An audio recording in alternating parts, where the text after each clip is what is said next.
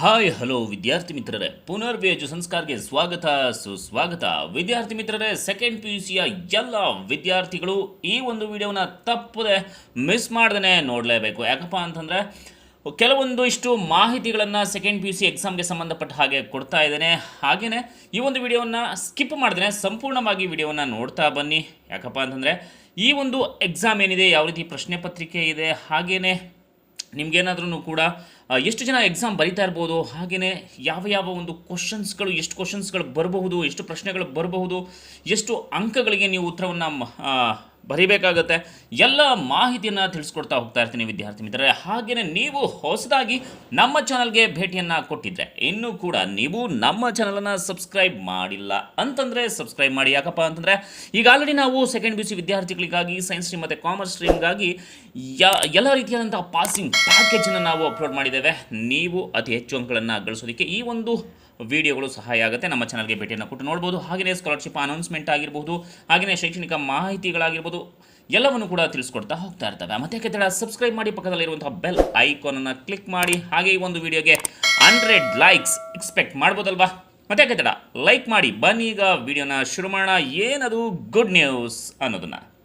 ವಿದ್ಯಾರ್ಥಿ ಮಿತ್ರರೇ, ಏನು ಈ ವರ್ಷ ಇದೆ ಅಂದರೆ ಪ್ರಸಕ್ತ ವರ್ಷಕ್ಕೆ ಸೀಮಿತವಾಗುವಂತೆ ಪಿ ಯು ಬೋರ್ಡ್ ಅಂದರೆ ಪದವಿ ಪೂರ್ವ ಶಿಕ್ಷಣ ಇಲಾಖೆ ದ್ವಿತೀಯ ಪಿ ಯು ಪರೀಕ್ಷೆಗೆ ಬಹು ಆಯ್ಕೆ ಪ್ರಶ್ನೆಗಳ ಸಂಖ್ಯೆಯನ್ನು ಹೆಚ್ಚು ಮಾಡಿದೆ. ಏನು ಈ ವರ್ಷದ ಶೈಕ್ಷಣಿಕ ವರ್ಷ ಇದೆ ಅಂದರೆ ಪ್ರಸಕ್ತ ಶೈಕ್ಷಣಿಕ ವರ್ಷದ ದ್ವಿತೀಯ ಪಿ ಯು ಪರೀಕ್ಷೆ ಏಪ್ರಿಲ್ 22ರಿಂದ ಮೇ 18ರವರೆಗೆ ಪರೀಕ್ಷೆ ನಡೀತಾ ಇದೆ. ಹಾಗೆಯೇ ಪಿ ಯು ಶಿಕ್ಷಣ ಇಲಾಖೆ ಕೂಡ ಪರೀಕ್ಷೆಗೆ ಎಲ್ಲ ರೀತಿಯಾದಂತಹ ಸಿದ್ಧತೆಯನ್ನು ಕೂಡ ಮಾಡಿಕೊಂಡಿದೆ. ಕೋವಿಡ್ ಕಾರಣಕ್ಕೆ ಕಳೆದ ವರ್ಷ ಪರೀಕ್ಷೆ ಇಲ್ಲದೆಯೇ ದ್ವಿತೀಯ ಪಿ ಯು ಸಿ ವಿದ್ಯಾರ್ಥಿಗಳನ್ನು ಪಾಸ್ ಮಾಡಲಾಗಿತ್ತು. ಆದರೆ ಈ ವರ್ಷ ಪರೀಕ್ಷೆಯನ್ನು ನಡೆಸಲಾಗ್ತಾ ಇದೆ. ಆದರೆ ವಿದ್ಯಾರ್ಥಿಗಳಿಗೆ ಅತಿ ಈಸಿ ಆಗುವಂತೆ ಅಂದರೆ ಸರಳ ಆಗುವಂತೆ ಪ್ರಶ್ನೆ ಪತ್ರಿಕೆಯನ್ನು ರಚನೆ ಮಾಡಲಾಗಿದೆ. ಹಾಗೆಯೇ 1 ಅಂಕ ಬಹು ಆಯ್ಕೆಯ ಪ್ರಶ್ನೆಗಳು ಕೂಡ ಈ ಬಾರಿ ಹೆಚ್ಚು ನೀಡಲಾಗಿರುವಂಥದ್ದು. ಹಾಗೆಯೇ ಕೋವಿಡ್ 3ನೇ ಅಲೆ ಭೀತಿ ಹಿನ್ನೆಲೆಯಲ್ಲಿಯೂ ಕೂಡ ಈ ವರ್ಷ ಶೈಕ್ಷಣಿಕ ದಿನಗಳನ್ನು ಕೂಡ ಕಡಿಮೆ ಮಾಡಲಾಗಿದೆ. ಆದರೆ ಈ ಬಾರಿ ಪರೀಕ್ಷೆಯನ್ನು ಎಲ್ಲರೂ ಬರೀಲೇಬೇಕಾಗಿದೆ. ಆದರೆ ಪ್ರಶ್ನೆ ಪತ್ರಿಕೆಯಲ್ಲಿ ಕೆಲವು ಸರಳ ಬದಲಾವಣೆಗಳನ್ನು ಕೂಡ ಮಾಡಲಾಗಿದೆ. ಇದು ನಮ್ಮ ನೆಚ್ಚಿನ ವಿದ್ಯಾರ್ಥಿ ಮಿತ್ರರಲ್ಲಿ ಪರೀಕ್ಷಾ ಭಯವನ್ನು ಕೂಡ ಹೋಗಲಾಡಿಸಿರುವಂಥದ್ದು, ಹಾಗೆಯೇ ಪರೀಕ್ಷೆಯನ್ನು ಸರಳ ಮಾಡಿರುವಂಥದ್ದು. ಹಾಗಾದರೆ ಪ್ರಶ್ನೆ ಪತ್ರಿಕೆ ಯಾವ ರೀತಿ ಇದೆ ಅನ್ನೋದನ್ನು ನೋಡೋದಾದರೆ, ಆರ್ಟ್ಸ್ ಆಗಿರ್ಬೋದು, ಕಾಮರ್ಸ್ ಆಗಿರ್ಬೋದು, ಹಾಗೆ ಸೈನ್ಸ್ ಸ್ಟ್ರೀಮ್ನಲ್ಲಿ ಓದ್ತಾ ಇರುವಂಥ ವಿದ್ಯಾರ್ಥಿಗಳಿಗಾಗಿ ಪ್ರಶ್ನೆ ಪತ್ರಿಕೆಯನ್ನು ಸುಲಭ ಮಾದರಿಯಲ್ಲಿ ರೂಪಿಸಲಾಗಿದೆ. 1 ಅಂಕದ ಪ್ರಶ್ನೆಗಳನ್ನು 10ಕ್ಕೆ ಹೆಚ್ಚಿಸಲಾಗಿರುವಂಥದ್ದು, 1 ಅಂಕದ ಪ್ರಶ್ನೆಗಳನ್ನು ಹೆಚ್ಚಿಸಿರೋದು ಮತ್ತು ಪ್ರಶ್ನೆಗಳಿಗೆ ಬಹು ಆಯ್ಕೆ ನೀಡಿರೋದು ಇನ್ನಷ್ಟು ಕೂಡ ಸರಳವಾಗಿರುವಂಥದ್ದು. ಮೊದಲು ವಿಜ್ಞಾನದ ವಿಷಯದಲ್ಲಿ ಒಂದು ಪ್ರಶ್ನೆ ಪತ್ರಿಕೆಯಲ್ಲಿ 105 ಪ್ರಶ್ನೆಗಳಿರ್ತಾ ಇದ್ವು. ಆದರೆ ಈ ಬಾರಿಯಿಂದ 140 ಪ್ರಶ್ನೆಗಳು ಇರುವಂಥದ್ದು. ಆದರೆ ವಿದ್ಯಾರ್ಥಿಗಳು 70 ಅಂಕಗಳಿಗೆ ಉತ್ತರಿಸಬೇಕಿದೆ, ಅಂದರೆ ಆನ್ಸರ್ ಮಾಡಬೇಕಾಗಿದೆ 70 ಮಾರ್ಕ್ಸ್ಗೆ.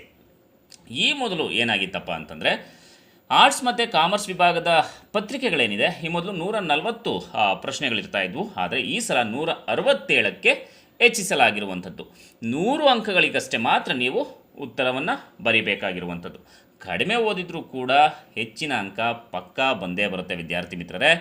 ಏನಪ್ಪ ಅಂತಂದರೆ ಬಹು ಆಯ್ಕೆ ಪ್ರಶ್ನೆಗಳ ಸಂಖ್ಯೆ ಹೆಚ್ಚಾಗಿರೋ ಕಾರಣದಿಂದ 50% 60% ಪಠ್ಯ ಓದಿದ್ರೂ ಕೂಡ 75% ಅಂಕವನ್ನು ನೀವು ಪಡೆಯಬಹುದು.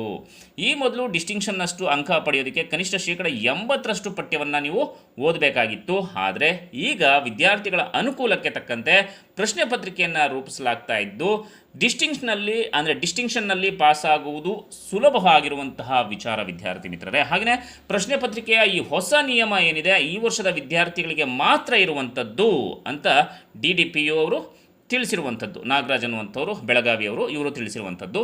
ಹಾಗೆಯೇ ನೀವು ಎಕ್ಸಾಮ್ ಬರೀಬೇಕಾದ್ರೆ ಪ್ರತ್ಯೇಕ ಕೊಠಡಿ ಕೂಡ ಇರುತ್ತೆ. ಆರ್ಟ್ಸ್ ವಿಭಾಗದಲ್ಲಿ 24,610, ವಾಣಿಜ್ಯ ವಿಭಾಗದಲ್ಲಿ ಒಟ್ಟು 14,906 ಹಾಗೂ ವಿಜ್ಞಾನ ವಿಭಾಗದಲ್ಲಿ 12,337 ವಿದ್ಯಾರ್ಥಿಗಳು ಪರೀಕ್ಷೆಯನ್ನು ಬರೆಯಲಿದ್ದಾರೆ. ರಾಜ್ಯ ಸರ್ಕಾರದ ಕೋವಿಡ್ ಮಾರ್ಗಸೂಚಿಗಳ ಪ್ರಕಾರ ಪರೀಕ್ಷೆಯನ್ನು ನಡೆಸಲಾಗುತ್ತೆ. ಕೋವಿಡ್ ಸೋಂಕಿತ ಹಾಗೂ ಕೋವಿಡ್ ಲಕ್ಷಣಗಳಿರುವಂತಹ ವಿದ್ಯಾರ್ಥಿಗಳಿಗೆ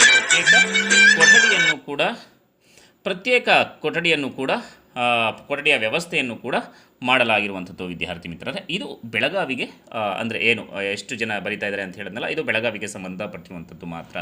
ಈ ಒಂದು ವಿಡಿಯೋ ನಿಮಗೆ ಇಷ್ಟ ಆಗಿದ್ದರೆ ನಮ್ಮ ಚಾನಲ್ನ ಸಬ್ಸ್ಕ್ರೈಬ್ ಮಾಡಿ, ಹಾಗೆಯೇ ನಿಮ್ಮ ಎಲ್ಲ ಫ್ರೆಂಡ್ಸ್ಗೂ ಕೂಡ ಶೇರ್ ಮಾಡಿ. ಇದೇ ರೀತಿಯಾಗಿ ಸಪೋರ್ಟ್ ಮಾಡ್ತಾ ಇರಿ. ನಿಮಗೆ ಯಾವುದಾದ್ರೂ ಪಾಸಿಂಗ್ ಪ್ಯಾಕೇಜ್ ಸಬ್ಜೆಕ್ಟ್ ಬೇಕು ಅಂದರೆ ಕಮೆಂಟ್ ಬಾಕ್ಸ್ನಲ್ಲಿ ಕಮೆಂಟ್ ಮಾಡೋದು. ಸಂಪೂರ್ಣವಾಗಿ ಈ ವಿಡಿಯೋ ನೋಡೋದಕ್ಕಾಗಿ ಧನ್ಯವಾದಗಳು. ಜೈ ಹಿಂದ್, ಜೈ ಕರ್ನಾಟಕ ಮಾತೆ, ಒಂದೇ ಮಾತ್ರಂ. ಸಿರಿಗನ್ನಡಂ ಗೆಲ್ಗೆ, ಸಿರಿಗನ್ನಡಂ ಬಾಳ್ಗೆ.